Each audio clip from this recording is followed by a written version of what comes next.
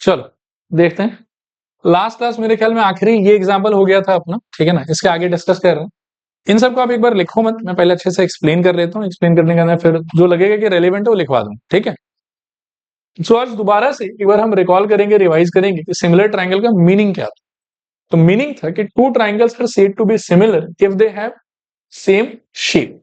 Size का पता नहीं, सेम हुआ तो भी ठीक है, सेम नहीं हुआ तो भी ठीक है। शेप लेकिन क्या होना चाहिए, सेम। ये क्या हो गया सिमिलर ट्राइंगल का डेफिनेशन। क्या हो गया ये बताओ, सिमिलर ट्राइंगल का डेफिनेशन। सेकेंड चीज जो आपको समझना है वो है प्रॉपर्टी ऑफ सिमिलर ट्राइंगल, कि अगर कोई दो ट्राइंगल सच्ची में सिमिलर हो गया तो वो ऐसा क्या अनोखा प्रॉपर्टी हमको सेटिस्फाई करके दिखा देगा।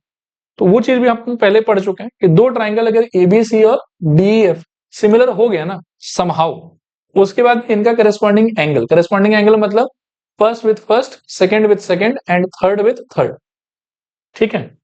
बी किसके साथ जाएगा बताओ, ई के साथ, और सी किसके साथ जाएगा, एफ के साथ, ठीक है। तो अगर कोई दो ट्राइंगल मान लो कि सिमिलर हो गया, करस्पॉन्डिंग वो में इसका तीन एंगल इसके तीनों एंगल के साथ में क्या होना पड़ेगा, इक्वल। यानी कि angle A should be equals to angle D, angle B must be equal with angle E, and angle C must be equal with angle F. और फिर जो इसका तीन साइड है, कौन कौन इसका साइड होगा बताओ, A B, B C and C A. वैसे इसका तीन साइड क्या क्या होगा, डी ई एफ और एफ डी। तो जैसे यहाँ का ए बी तब यहाँ का डी, यहाँ का जब बीसी तो यहाँ का ई एफ, और जब यहाँ का सी है तब यहाँ का एफ डी। उन सारे का पेयर वाइज जो रेशियो है, A B by D, B C by F और A C by D F, ये रेशियो क्या होना चाहिए, सी, ठीक है। तो फिर से याद रखना डेफिनेशन क्या है सिमिलर ट्राइंगल्स का, दो ऐसा ट्राइंगल जिनका शेप सेम हो। प्रॉपर्टी क्या है कि दो आदमी अगर सिमिलर हो गया तो ऐसा क्या अनोखा सेटिस्फाई करेगा, तो corresponding angles are equal and corresponding sides are proportional. या आप ऐसे भी बोल सकते हैं कि length of corresponding sides are in the same ratio. Clear मेरे ख्याल में। तो हमने क्या क्या देखा बताओ, डेफिनेशन देखा, सिमिलर हो जाने के अंदर प्रॉपर्टी क्या सेटिस्फाई करेगा ये देखा। अब हमको देखना है कि what are the criteria of similarity, मतलब सिमिलर आप बोल कैसे सकते। पहला चीज क्या था फिर से बताओ मेरे को, डेफिनेशन, कि सिमिलर किसको कहते हैं। तो किसको कहते हैं, जिनका शेप सेम हो। सिमिलर हो गया तो क्या ऐसा अनोखा, क्या नया वो करके दे देगा मेरे को, corresponding angles are equal and corresponding sides are parallel, proportional या लेंथ का रेशियो सेम, जो भी बोलो आप। फिर नेक्स्ट मेरे को पढ़ना है कि किसी भी दो रैंडम ट्राइंगल को सिमिलर होगा कि नहीं होगा, इसके लिए मैथमेटिकल कंडीशंस हम क्या क्या यूज कर सकते हैं। जैसे कॉन्ग्रुएंट होने का मतलब है कि दोनों का शेप और साइज क्या होना चाहिए, सेम। अगर कॉन्ग्रुएंट हो गया तो एक ट्राइंगल को दूसरे ट्राइंगल पे क्या करा पाओगे आप, ओवरलैप। लेकिन पॉइंट इसकी शेप और साइज सेम होना, ये एक दूसरे पे ओवरलैप करना, these two information are not sufficient to solve questions. सवाल सॉल्व करते समय मैं बार बार थोड़ी चेक करता रहूंगा कि ओवरलैप हो रहा है कि नहीं हो रहा है, दिया हुआ फिगर आया बात समझ। तो वहां पर किसी भी दो ट्राइंगल को आर दे कॉन्ग्रुएंट और नॉट, ये जज करने के लिए हमारे पास में चार कंडीशन होता था। रिकॉल करो क्या क्या था,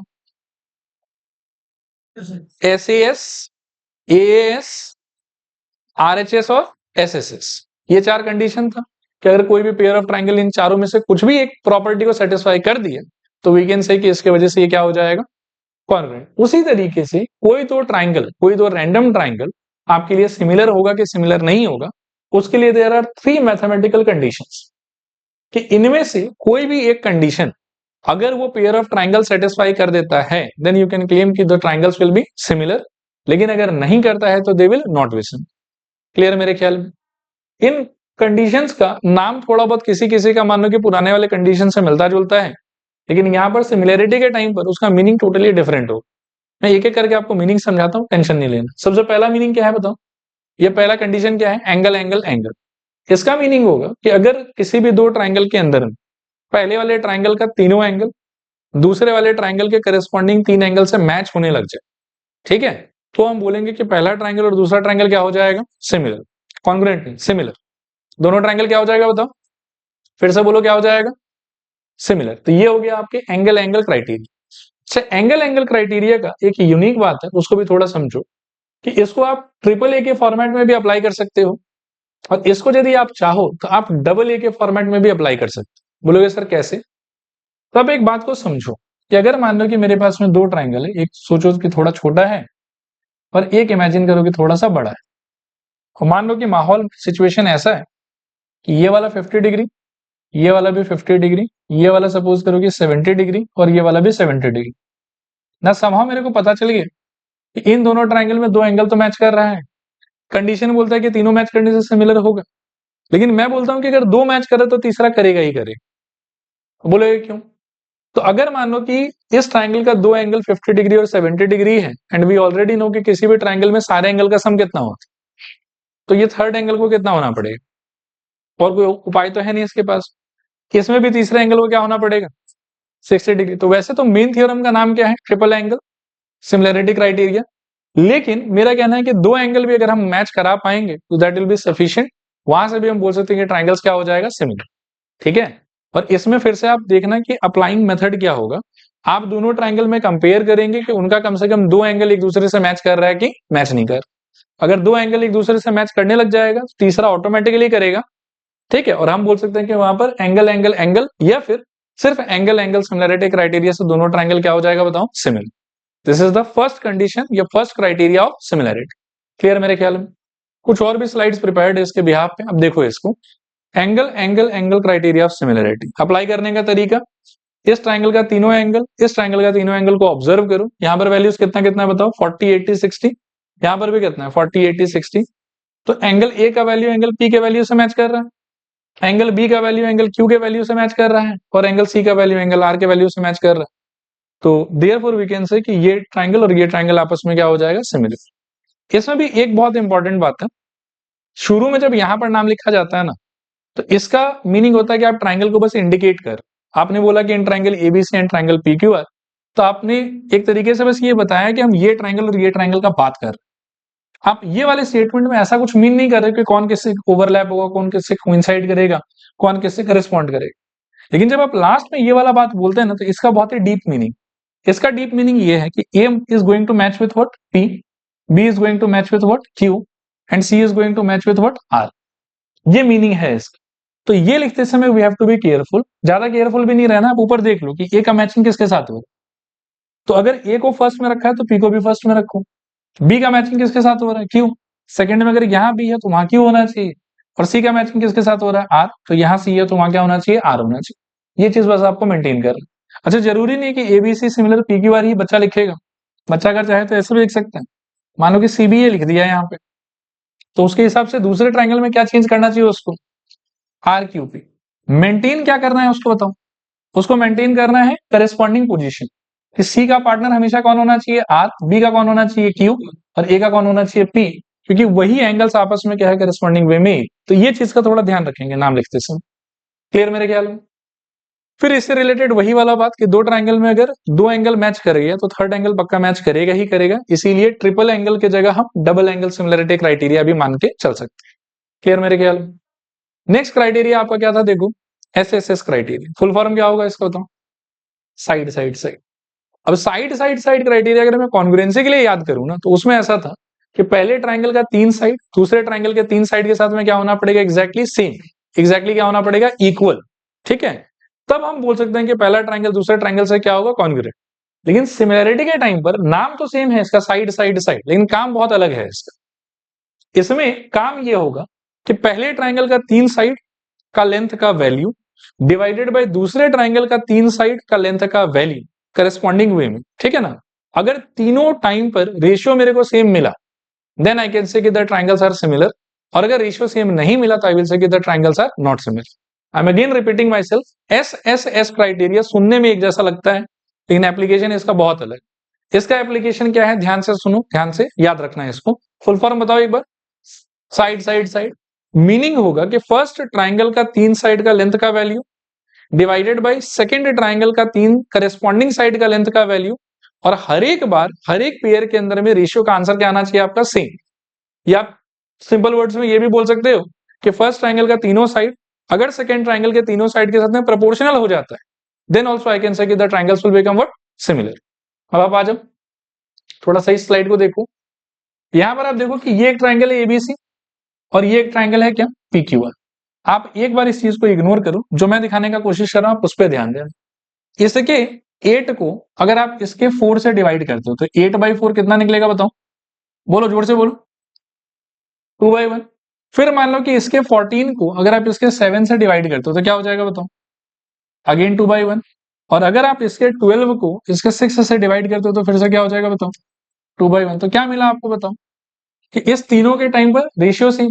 8 को अब आप उसके नाम से अगर रिप्लेस करोगे तो क्या बोलोगे बताओ? ए बी और यहाँ का क्या ले लोगे आप, पी क्यू। फिर मान लो कि 14 को देखोगे तो आप क्या बोलोगे, ए सी, और यहाँ का क्या ले लोगे, पी आर। और 12 का नाम क्या होगा, बी सी, और यहाँ का क्या ले लोगे, क्यू आर। तो बेसिकली आपको ये चीज मिल जाएगी, चलेगा। और इसी को हम लोग बोलते हैं S S S criteria. Congruency में ये बहुत अलग होता है। कॉन्ग्रुएंसी में मुझे रेशियो सेम नहीं चाहिए होता है। कॉन्ग्रुएंसी में मुझे चाहिए होता है A B equals to P Q होना चाहिए, B C equals to Q R होना चाहिए, और A C equals to P R होना चाहिए। तब मैं बोलूंगा कि triangle ABC congruent triangle P Q R. लेकिन सिमिलैरिटी में मुझे लेंथ का वैल्यू इक्वल नहीं चाहिए, मुझे करस्पॉन्डिंग साइड्स के लेंथ का रेशियो सेम चाहिए फॉर ऑल द 3 पेयर्स। देखो आया समझ के, नहीं आया समझ। तो कभी भी जब हम इसको अप्लाई कर रहे होंगे ना, तो फर्स्ट ऑफ ऑल हमारे पास में इसके तीनों साइड का लेंथ और इसके तीनों साइड का लेंथ अवेलेबल होना चाहिए। फिर आप इस तरीके से दिमाग में बना लेना कि रेशियो मैच कर रहा है कि नहीं कर रहा। अगले स्टेप में हर एक नंबर को उसके उसके आप नाम से रिप्लेस कर दो। फिर उसके अगले स्टेप में आपको डिक्लेयर करना कि ये फलाना ट्राइंगल इज सिमिलर टू फलाना ट्राइंगल। अब मैं इसमें आपको एक टेक्निक समझाता हूं, आप इस चीज को इग्नोर करो, ये जो भी लिखा हो आप टेक्निक पे ध्यान दें। ऑब्वियसली ये आप रैंडम वे में नहीं कर सकते हो, राइट, ठीक है, इसमें तो करस्पॉन्डेंस होना चाहिए। एंगल के टाइम पर it is very easy and very simple कि जैसे ए पी से मैच कर रहा है, व्हाइल राइटिंग द नेम एक तरफ ए लिख लो और सेम पोजीशन पर अगले तरफ क्या लिख दो, आप पी लिख दो। एक तरफ बी लिख लो, बी वाले पोजीशन पर अगले तरफ क्यू लिख दो। एक तरफ सी लिख लो और सी वाले पोजीशन पर अगले तरफ क्या लिख दो, आर लिख दो। This is the idea.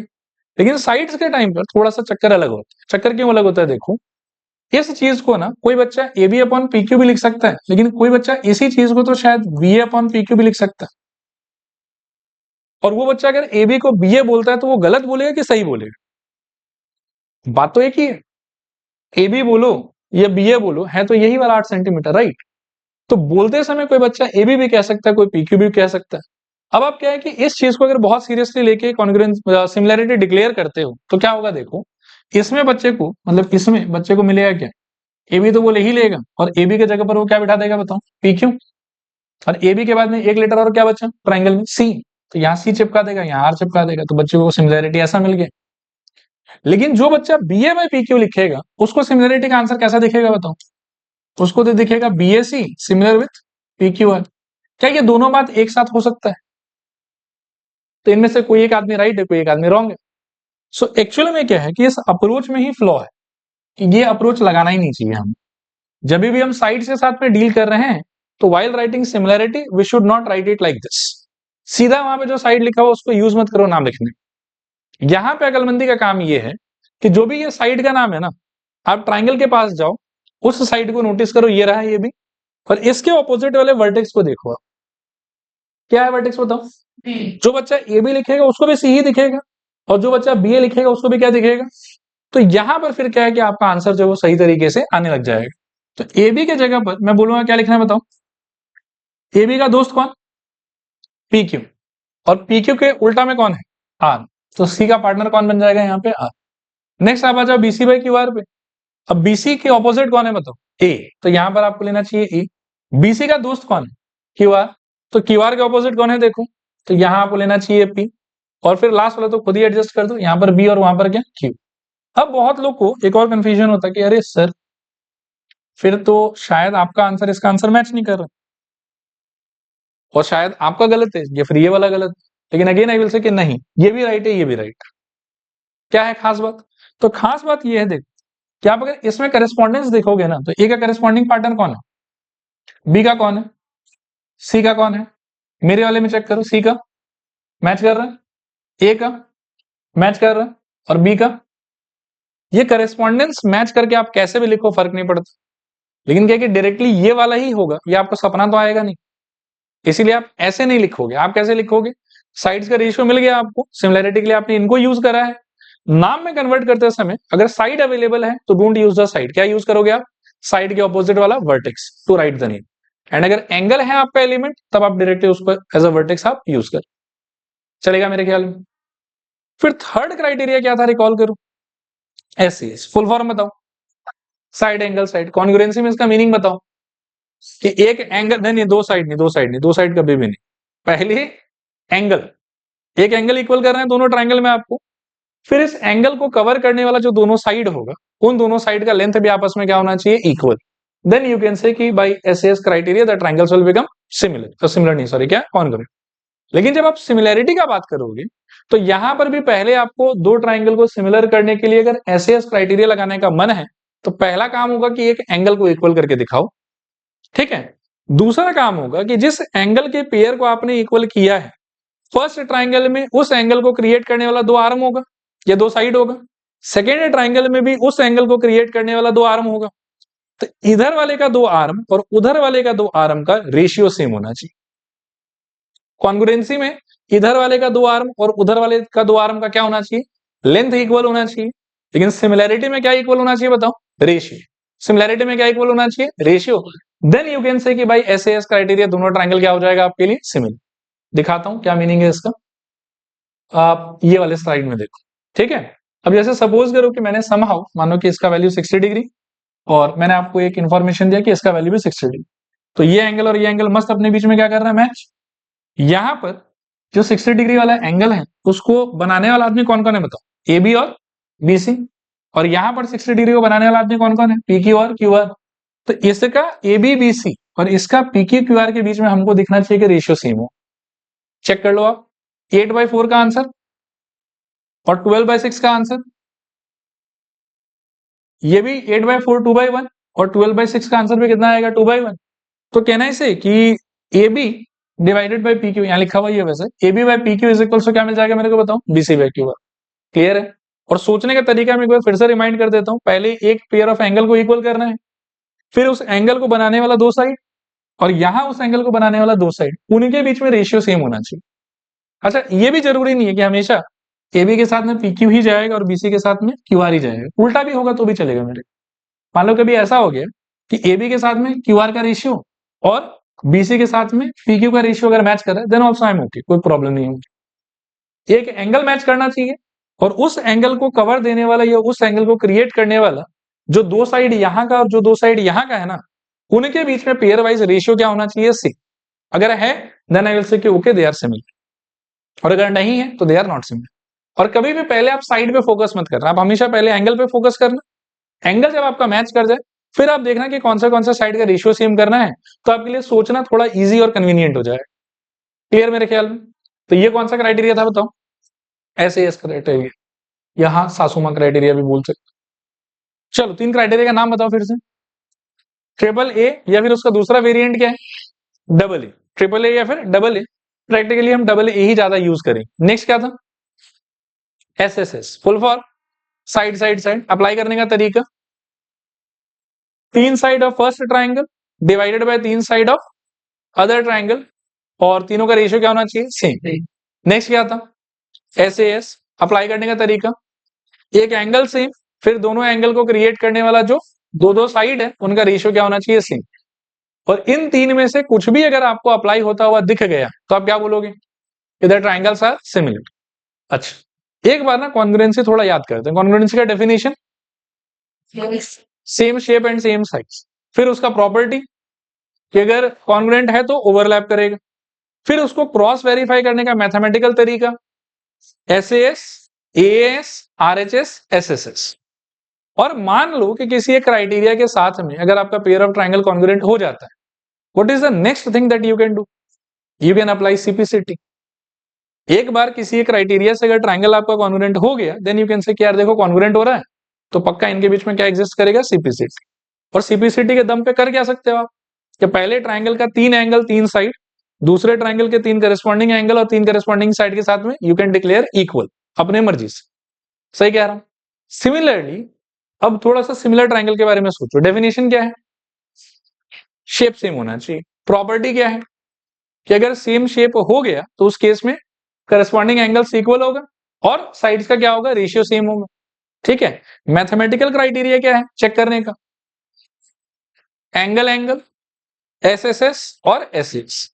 अब अगर इस तीनों में से कोई एक क्राइटेरिया से आपका ट्राइंगल मान लो कि सिमिलर हो जाता, तो जैसे वहां पर था सीपीसीटी वैसे यहां पर होगा सीपीएसटी। क्या होगा बताओ, सीपीएसटी। सीपीसीटी का फुल फॉर्म क्या था, corresponding parts of congruent triangle. CPST का फुल फॉर्म क्या होगा, corresponding parts of similar triangle. और सीपीसीटी में आप पहले ट्राइंगल का तीन एंगल को दूसरे ट्राइंगल के तीन करस्पॉन्डिंग एंगल से, पहले ट्राइंगल के तीन साइड को दूसरे ट्राइंगल के तीन करस्पॉन्डिंग साइड से इक्वल कर सकते थे। सीपीएसटी के नाम पर आप किसी को इक्वल नहीं करोगे, या इक्वल करोगे चलो, सीपीएसटी के नाम पर आप पहले ट्राइंगल का 3 एंगल दूसरे ट्राइंगल के 3 एंगल के साथ में क्या बोल सकते हो, इक्वल। और पहले ट्राइंगल का 3 साइड दूसरे ट्राइंगल के 3 साइड के साथ में क्या बोल सकते हो, मतलब प्रपोर्शन या रेशियो से। आया बात समझ? एक बार फिर रिपीट करता हूं, ट्राइंगल्स अगर आपका सिमिलर हो गया तो you can use something called CPST. CPST का मतलब होता है कि अगर ट्राइंगल्स आर सिमिलर तो उनका करस्पॉन्डिंग एंगल्स इक्वल होगा और करस्पॉन्डिंग साइड्स का रेशियो क्या होगा, सेम या प्रपोर्शनल। चलेगा मेरे ख्याल में? चलो आगे। ओके,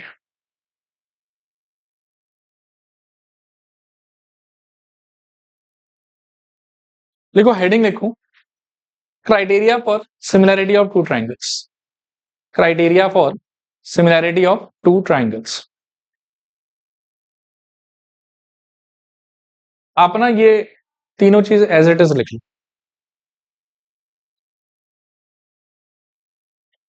लिखो एक नोट इसके बाद में, idea of CPST. Idea of CPST इसमें लिखो, if by using if by using any one of the above conditions, if by using any one of the above conditions a pair of triangles becomes similar, a pair of triangles become similar, that is ऐसे randomly एक नाम लिख देते हैं, that is आप लिखो triangle ABC became similar with triangle PQR, then by CPST, by CPST we can say angle A equals to angle P, angle B is equals to angle Q, angle C is equals to angle R, and AB by PQ is equals to BC by QR is equals to AC by PR. यह है CPST का understanding. चलेगा मेरे ख्याल में? एक बार थोड़ा fast ना मेरे को बताओ तुम, ये जो सिमिलरिटी का कंडीशन हमने पढ़ा, सबसे पहले क्या है, डेफिनेशन। डेफिनेशन का मीनिंग सेम शेप होना चाहिए, बस बात करते हैं। नेक्स्ट क्या है कि अगर सेम शेप हुआ तो एंगल्स इक्वल होगा करेस्पॉन्डिंग, और साइड्स क्या होगा करेस्पॉन्डिंग, प्रोपोर्शनल।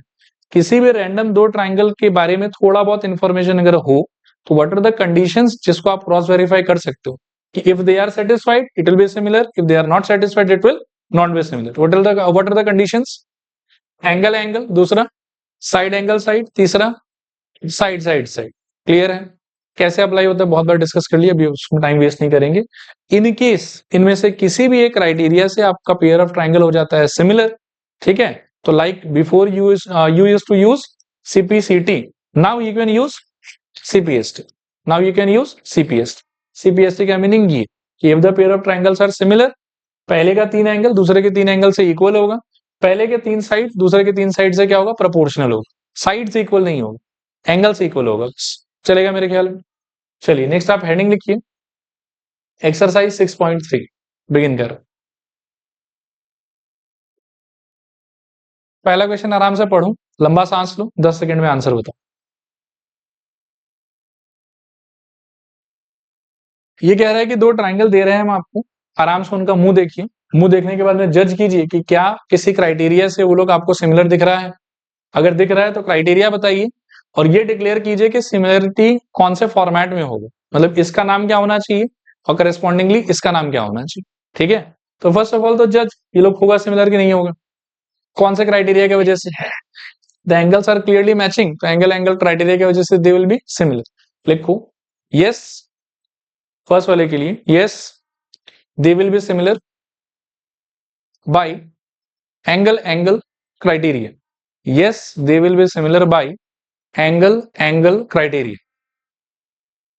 ठीक है, अच्छा सिमिलरिटी का फॉर्मेट क्या होना चाहिए, अगर मैं यहां पर मानो कि रैंडमली एबीसी लिख लो तो ए किससे मैच कर रहा है, बी किससे मैच कर रहा है, और सी किससे मैच कर रहा है, तो ये लोग इस फॉर्मेट में क्या हो जाएगा, सिमिलर। ठीक है, triangle ABC similar triangle PQ. चलेगा, इसको देखो, गेस करो। ये क्वेश्चन बहुत रोमांचक है, एक चीज ध्यान से सुनना है इसमें, ठीक है? देखो अच्छे से। मेरे को इस ट्राइंगल में तीनों साइड का इन्फॉर्मेशन है, एंगल का तो कोई आइडिया है ही नहीं। मुझे एक ही कंडीशन है जिसको क्रॉस चेक करना चाहिए इसमें, वो है S S S. Since angle जानता ही नहीं हूं तो डबल एंगल ये मान लो कि एस एस का कोई बात ही नहीं है, वो तो लगा ही नहीं पाएंगे। एस एस एस में क्या होता था कि इसका 3 साइड, इसके 3 साइड के साथ में क्या होना पड़ेगा, सेम रेशियो या फिर प्रपोर्शनल। प्रपोर्शनल में देखो जनरली स्टूडेंट्स लोग का एक्सपेक्टेशन ये होता है कि ये वाला का वैल्यू इसके साथ रेशियो बनाएगा, ये वाला का वैल्यू इसके साथ रेशियो बनाएगा, और ये वाला का वैल्यू इसके साथ रेशियो बनाएगा। बाकी अगर आप उस फॉर्मेट में चेक कर रहे हो तो यू विल फाइंड कि नहीं, ऐसा नहीं हो रहा, बिकॉज 2/6 का आंसर कितना आएगा, 3। 3/5 का आंसर 3 तो नहीं आ रहा, कुछ और आ रहा, तो भैया आप फेल। लेकिन ऐसा नहीं है कि एक टाइप के अरेंजमेंट में अगर आपका रेशियो फेल हो रहा है तो आप उसको डिक्लेयर कर दोगे कि ये सिमिलर है ही नहीं। आपको ट्राई ये करना चाहिए कि इस 3 को ऐसे इस 3 के साथ में असाइन करो, किसी को किसी के साथ भी कर सकते, लेकिन ऐसे असाइन करो कि हर एक पेयर का रेशियो क्या हो जाए, सेम। अब अगर मैं आपको बोलूं कि ऐसे असाइन करो तो आप थोड़ा एक बार मेंटली सोचो कि इज देयर एनी पॉसिबिलिटी। मेरे ख्याल में 2 का पेयर हम 4 के साथ बना लेते हैं, 3 का पेयर हम 6 के साथ बना लेते हैं, और 2.5 का पेयर हम 5 के साथ बना लेते हैं। तो अगर मैं ऐसे असाइन करूं ना, ऐसे अगर मैं पेयर बनाऊं तो इधर भी हाफ आएगा, इधर भी हाफ आएगा, और इधर भी क्या आएगा, हाफ आएगा। ये चीज आपको समझ, it is not at all necessary कि सेम ओरिएंटेशन वाला साइड सेम ओरिएंटेशन वाले साइड के साथ में जाएगा, कोई किसी के साथ भी जा सकता है। इट इज जस्ट दैट कि इसके और इसके इंफॉर्मेशन से you need to create 3 ratios जिनमें कि तीनों रेशियो का आंसर क्या आ रहा हो, सेम। ठीक है, कोई किसी के साथ भी जा सकता, कोई जरूरी नहीं कि नीचे वाला के साथ ही जाए। बोलो। अच्छा सवाल पूछा शौर्य। अगर मान लो कि इसके जगह पर हम 4/2 लिखें, 6/3 लिखें और 5/2.5 लिखें तो कोई फर्क पड़ेगा आंसर इसके अंदर? रेशियो मैच कराने से मतलब, अभी जो मैंने अरेंजमेंट किया उसमें सबका रेशियो हाफ आ रहा है, दे आर मैचिंग। अगर आप मैं सबको उल्टा कर दो तो सबका आंसर 2/1 2/1 2/1 आएगा, still they will be matching, that is okay for, चलेगा। अच्छा अब देखना ध्यान से कि इसको अब आगे प्रोसीड कैसे कराना है। ये तो समझ में आया ना कि इसके 3 नंबर के साथ में उस 3 को ऐसे अरेंज करना है कि सच दैट हर एक पेयर का आंसर क्या आने लग जाए, सेम। ऐसा बिल्कुल जरूरी नहीं है कि नीचे वाला नीचे वाले के साथ, ये लेफ्ट वाला लेफ्ट वाले के साथ और राइट वाला राइट वाले के साथ जाएगा, नहीं भी जा सकता, किसी दूसरे अरेंजमेंट में भी ये लोग जा सकते। अब मान लो कि जब आपका रेशियो क्रिएशन हो गया, ओके दे आर इक्वल। अब देखो कि 2 रिप्रेजेंट किसको कर रहा था, ए बी को। So write the name now, A B upon 4 की जगह क्या लिखोगे, क्यू आर।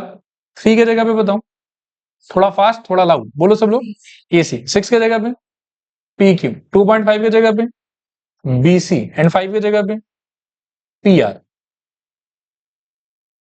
5 की जगह पे पी आर, चलेगा। तो हो गया, तीनों साइड का रेशियो मैच कर रहा है। तब आप क्या बोलोगे बताओ, बाई एस एस। लेकिन जो अगला स्टेप है वो बहुत क्रूशियल है, समझाया था मैंने आपको कि नाम लिखते समय we have to be very careful. अब अगर साइड्स को आपने यूज करा है क्राइटेरिया डिसाइड करने के लिए, तो फिर नाम लिखने का तरीका क्या होगा, साइड डायरेक्टली यूज करोगे कि opposite vertex? Be very fast and very loud. तो फिर ए बी के ऑपोजिट वर्टेक्स कौन है, सी। तो इधर मैं ले लूंगा सी, ए बी का दोस्त क्यू आर, और क्यू आर के ऑपोजिट वर्टेक्स, तो सी का पार्टनर पी हो जाएगा। आया समझ? फिर मान लो कि ए सी, तो ए सी का opposite vertex I think B, उसका partner P Q, P Q का opposite vertex I think R, फिर इसमें थर्ड लेटर ए और उसका third letter Q. This is the proper format of similar.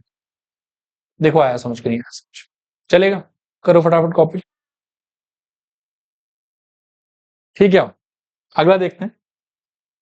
3 number वाले में भी सेम ही टास्क है, करो कोशिश।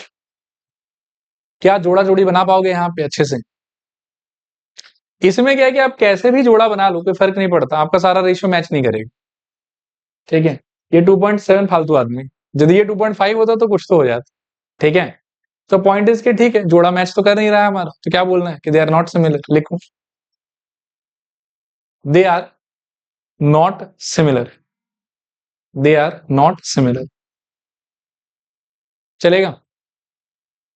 अगला क्वेश्चन देख, 4 नंबर, गेस करोगे सिमिलर है कि नहीं? हम्म, नहीं क्या है, पक्का? मतलब देखो 70 70 तो मैच कर रहा है, और फिर 70 को बनाने वाला 2 आदमी, और इधर भी 70 को बनाने वाला 2 आदमी। तो आप दोनों तरीके से ट्राई कर लो। 2.5/10 मेरे ख्याल में 1/4 हो जाएगा, और 5/6 1/4 नहीं होगा, तो यहाँ तो मिस कर रहे हैं हम लोग। अब दूसरा वाला भी ट्राई कर लो, 2.5/6 कितना हो जाएगा?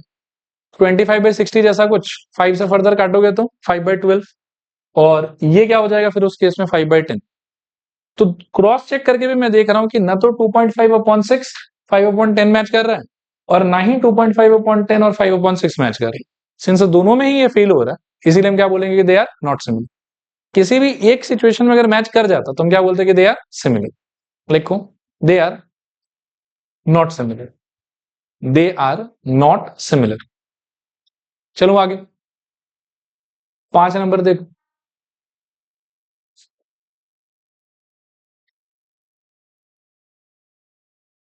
छोड़े, मैं कुछ बोलूंगा नहीं।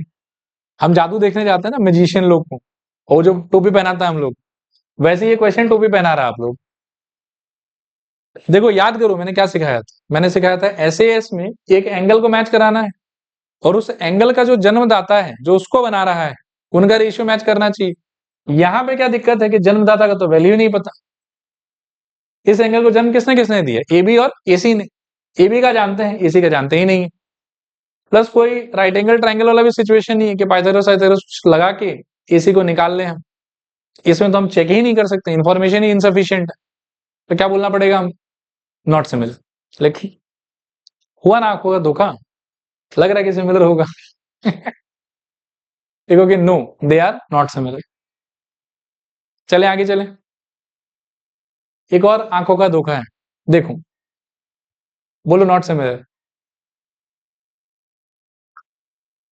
अब तो आप इंट्यूशन से बोल रहे हो कि अच्छा सर कुछ ना कुछ तो कर ही देंगे, जादू वादू।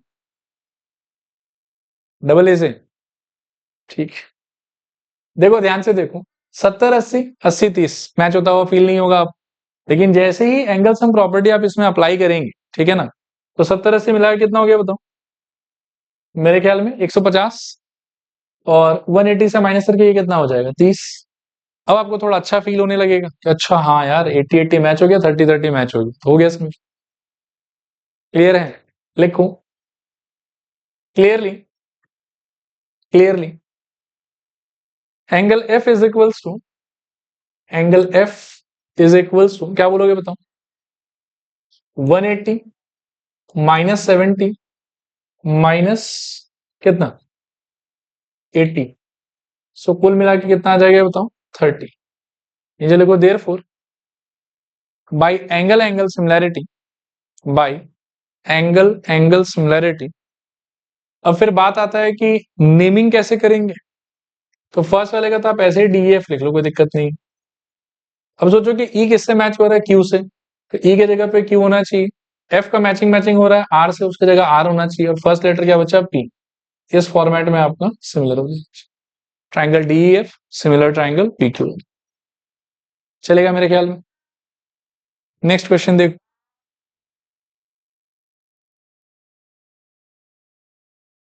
चलो यहाँ बोर्ड पर देखो, ध्यान से सुनते जाना। एक तो बोला हुआ कि triangle ODC similar to triangle OB, थोड़ी देर में यूज करेंगे हम इसको। बीओसी का वैल्यू 125 मार्क किया हुआ है यहाँ पे 125, और सीडीओ का वैल्यू 70, तो सीडीओ का वैल्यू 70 भी मार्क किया हुआ। एक पूछा कि डीओसी का आंसर क्या हुआ, तो इसको एक्स मान लो। एक बोला है कि डीसीओ का आंसर क्या हुआ, तो इसको वाई मान लो। और एक बोला है कि एओबी का आंसर क्या हुआ, तो इसको जेड मान लो। इसको मैं एक बार बोर्ड पर ना मार्क भी कर देता कि डीओसी किधर है बताओ? डीओसी ये वाले को एक्स, और कौन सा है बताओ? डीसीओ ये वाले को वाई, और कौन सा बताओ? O A B. इसको आप कह दो एक बार के लिए जेड। चलेगा मेरे ख्याल में, कोई दिक्कत तो नहीं। अब कुछ आर्ग्यूमेंट थे कि इन सारे का वैल्यू निकालना है मैंने। तो फर्स्ट आर्ग्यूमेंट मेरा ये होगा आप लोग के लिए, ध्यान से सुनना कि ये अपने आप में क्या है? Straight line. तो ये दोनों एंगल मिलाया कितना होना चाहिए? तो ये अगर ऑलरेडी 125 है तो ये कितना हो जाएगा? 65 ही आएगा। 65 कि 55? देखो पहला आर्ग्यूमेंट क्या होगा कि x plus 125 is equals to 180। Reason आप दे देना लीनियर पेयर, ठीक है। और this implies x is equals to कितना? 180 minus 125 which is equals to मेरे ख्याल में 55। तो therefore angle DOC is equals to आ गया 55।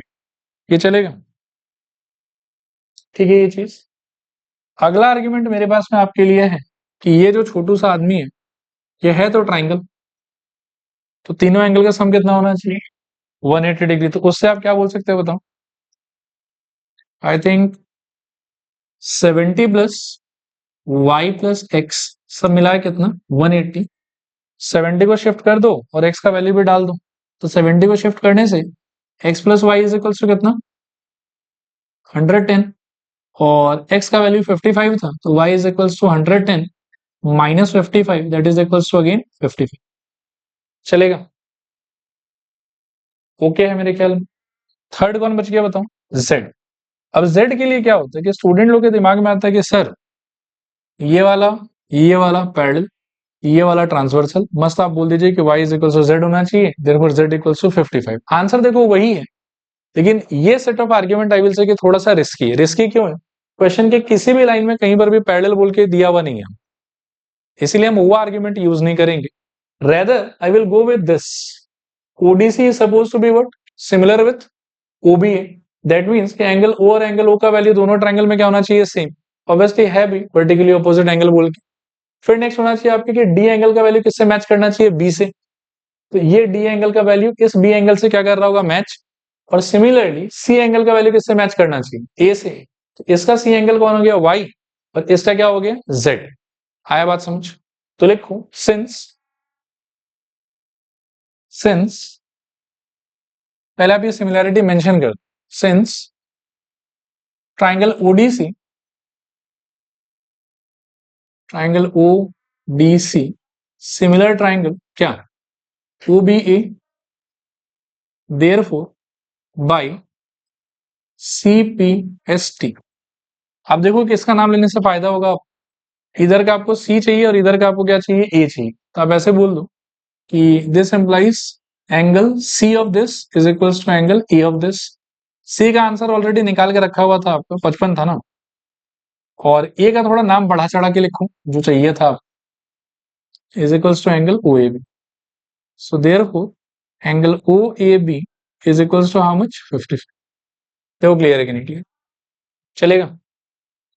ठीक है, एक और क्वेश्चन आज के लिए, ये लास्ट रहेगा, पढ़ो इसको।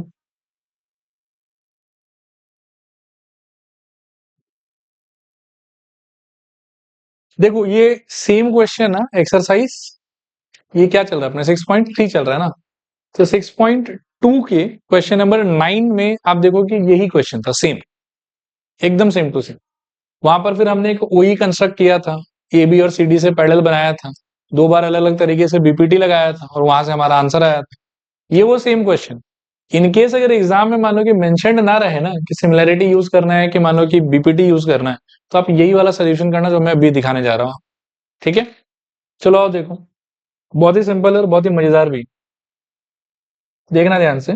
पहले क्या होगा आपके पास में ट्रेपेजियम, ट्रेपेजियम का नाम क्या दिया है ए बी सी डी, और किसको किसको पैरेलल रखना है ए बी और डी सी, तो यहाँ ले लो ए, यहाँ पर बी, यहाँ पर सी और यहाँ पर डी। फिर ये बोल रहा है कि आपका डायगोनल्स किधर जाके मीट करेगा, डायगोनल्स तो A C and B D है ऑब्वियसली, और मीट किधर करेगा ये लोग ओ पे, तो जो इनका मीटिंग पॉइंट है उसको अपन कह देते हैं कि ये ओ हो, और मेरे को शो करना है क्या बताओ O A by O C is equals to O B by O D. एक सिंपल सा थॉट मैं आपको बोलूंगा कि जब कभी भी इस तरीके से ऊट पटांग रेशियो इक्वल करने के लिए बोले तो ये तो बीपीटी का सिचुएशन होना चाहिए, लेकिन बीपीटी होने के लिए somebody has to be parallel with somebody। अगर वो सब कुछ नहीं है, नॉर्मल ट्रायंगल ट्रायंगल का दिख रहा है आपको फोटो के अंदर में, और आपको रेशियो इक्वल चाहिए, तो थॉट प्रोसेस आपका ये रहेगा, देखो कि इन चारों को पहचानो ओ ए ओ सी ओ बी ओ डी, ओ ए ओ सी ओ बी ओ डी। अब इन चारों से एसोसिएटेड आपको 2 ट्रायंगल लेना है, और 2 ट्रायंगल ऐसा लेना है जिसको बाई हुक और बाई क्रुक थोड़ा मेहनत करके हम सिमिलर करें। अब किसी का आपके बीच में से सजेशन ये भी आ सकता है कि सर ये ट्रायंगल ले लेते हैं चलिए, ठीक है, लेकिन ये ट्रायंगल लेके कुछ नहीं कर पाओगे क्योंकि सिमिलर नहीं हो पाएगा आप। ठीक है, तो यहां पर क्या है कि इस 4 साइड का समहाउ किसी एक ऑर्डर में मेरे को रेशियो सेम करना है। For that I am suggesting कि आप एक काम करो कि आप ये ट्राइंगल लो और इसके साथ में ये ट्राइंगल, और एकदम चुटकी बजाते ही आप इसको सिमिलर बोल पाओगे। बोलोगे क्यों? तो देखो ये एंगल और ये एंगल क्या हो जाएगा vertically opposite angle, A B side और ये डीसी साइड ऑलरेडी क्या है एक दूसरे से पैरेलल, तो क्या हम ऐसा बोल सकते हैं कि this parallel with this and this is the transversal, तो ये वाला एंगल और ये वाला एंगल क्या होना चाहिए, ऑल्टरनेट एंगल। तो इन दोनों ट्राइंगल के बीच में क्या आपको लगता है कि दो एंगल सेम हो गया, क्या हम फिर एंगल एंगल क्राइटेरिया अप्लाई कर सकते हैं, और एंगल एंगल क्राइटेरिया से दोनों ट्राइंगल क्या हो जाएगा, सिमिलर। और अगर दोनों ट्राइंगल सिमिलर हो गया तो सीपीएसटी से उनका रेशियो क्या होना चाहिए, इक्वल। उसी को थोड़ा इधर उधर करेंगे तो ये वाला चीज भी निकल के आ जाए। क्लियर मेरे ख्याल में? लिखो, थोड़ा फटाफट लिखना, एकदम डिटेल में लिखा देता हूं। लिखो गिवन, गिवन में लिखो एबीसीडी इज अ क्या, ट्रेपेजियम। फिर लिखो AC कॉमा BD, या एंड इसमें पहले ये भी मेंशन कर दो कि AB is parallel with DC। फिर AC comma BD meet at O। फिर लिखो टू प्रूफ, इसमें लिखो OA by OC is equals to OB by OD। फिर लिखो प्रूफ, प्रूफ में लिखो इन ट्राइंगल कौन सा AOB एंड ट्राइंगल कौन सा COD। यहां तो कोई फर्क नहीं पड़ता, कुछ भी लिख, क्या बोलोगे बताओ, angle O is equals to angle O, reason will be vertically opposite angle. अच्छा, ये वाले O का मतलब है एंगल AOB, तो ये वाले O का मतलब है एंगल COD। ठीक है, दो लेटर्स आर सेम, लेकिन हम मीन अलग कर रहे हैं। नीचे वाले में ये एंगल मीन कर रहे हैं, ऊपर वाले में ये एंगल मीन कर रहे हैं। अगला आर्ग्यूमेंट कि AOB ट्राइंगल का angle A is equals to COD triangle का I think angle C, reason will be alternate angles. Clear है मेरे ख्याल में? नीचे लिखो देयरफॉर बाय कौन सा क्राइटेरिया, एंगल एंगल सिमिलैरिटी। अब यहां देखो एक बार, इन दोनों के टाइम पर तो नाम का फर्क नहीं पड़ रहा था, अब लेकिन थोड़ा केयरफुल होकर लिखना होगा। आपने क्या क्या एंगल्स यूज किया वो देखो, O यूज किया और A एंड C यूज किया, और एंगल्स यूज किया तो डायरेक्टली नाम में भी यूज हो जाएगा ये लोग। तो यहाँ का O मतलब वहां का भी क्या होगा O, फिर इधर अगर A लेते हो तो वहां क्या आएगा C, और थर्ड लेटर इसमें क्या बचा B, उसमें क्या बचा D। तो इस फॉर्मेट में इन लोग दोनों को क्या होना चाहिए, सिमिलर। चलेगा मेरे ख्याल में? नीचे आप लिखो therefore triangle OAB is similar with triangle क्या था, OCD। अब यहां से देयरफॉर बाय CPST, पहले आप तीनों पार्ट को मेंशन कर दो, क्या आएगा बताओ, OA by OC is equals to OB by OD is equals to, वैसे मैंने थोड़ा फर्स्ट और थर्ड कर दिया ना, OA OC। नेक्स्ट आप ये लिख लो AB by CD is equals to OB by OD। चलेगा? First second first second, second third, first third. ठीक है, अब आप देखो कि आपको रिजल्ट में सारा चाहिए क्या सच्ची में, तो आई थिंक AB और CD वाला पार्ट नहीं चाहिए, तो अगले स्टेप में उसको रिमूव कर दो। This implies OA by OC is equals to OB by OD, और इसमें भी यू विल सी कि इस फॉर्मेट में नहीं चाहिए ये, आप बाकी इसी फॉर्मेट में चाहिए, इसी फॉर्मेट में चाहिए। चलो ठीक है, कभी कभार ऐसा भी रहता है कि क्रॉस मल्टीप्लाई भी करने का रहता है, ठीक है, तो वो थोड़ा देख लेना कि क्या पूछा है क्या निकला है। ठीक है, चलो आज के लिए इतना।